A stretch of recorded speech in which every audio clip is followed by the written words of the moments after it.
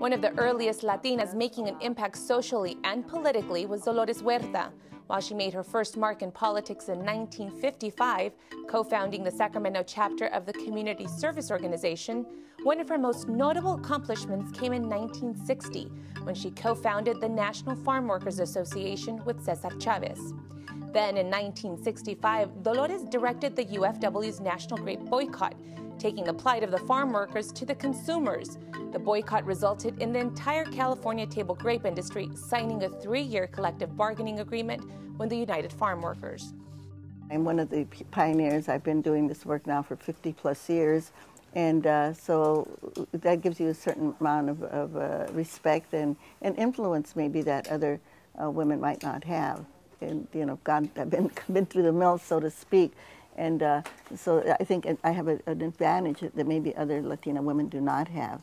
But it's something like, I think in terms of women in general, that women always have to fight for their place. While Dolores' professional love is political activism, personally, she has a tremendous devotion to family.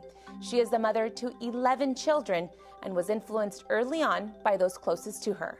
In my own family, and I come from a different tradition because I'm from New Mexico. My father was a state assemblyman in the state of New Mexico. I had cousins that were judges. And the political activity in New Mexico has been very different than many other states simply because of the people have been there for so much longer, you know. And so when I was 21 years old, because you had to be 21 in those days, on my 21st birthday, I went down and registered to vote.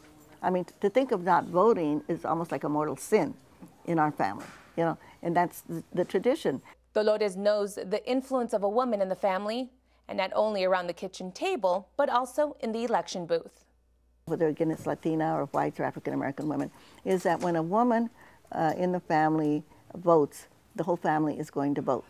Dolores feels it's important to be seen as well as heard. She encourages folks to speak out and take action on all levels. It's important to march, but I think people have to understand that it's not just enough to march. Marches are a communication because we get the message out to the public about what the issues are. But we also have to understand that nothing is going to change unless we do the direct political action. Dolores' message of activism resonates with today's young people and future leaders. I think it's really important for our young people today and everyone to really become involved and to be aware of the political climates and the issues today, especially regarding immigration, the economy, healthcare, all of the issues that affect everyone really, and just be aware of the contribution that immigrants make to you know, our country. I do think we're a vital part of you know, the political climate today, and we need to make our voices heard. Dolores is now the president of her own foundation. The Dolores Huerta Foundation is a nonprofit organization whose mission is to build active communities working for fair and equal access to health care, housing, education, jobs, civic participation, and economic resources.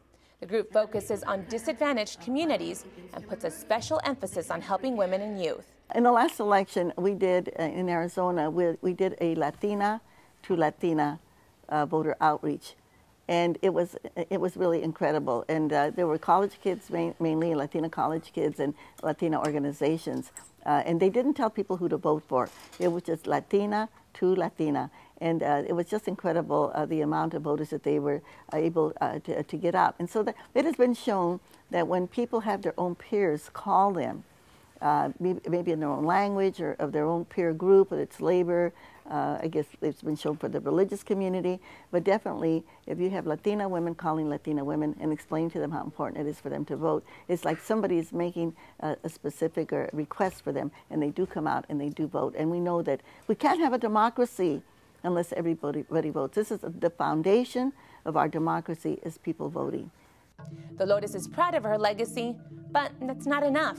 She wants people of all ages and races, especially Latinas, to be inspired by her work and continue her mission long after she stops leading the march. You just have to keep fighting. You can't think or believe that just because you won a victory, that victory is going to be there forever.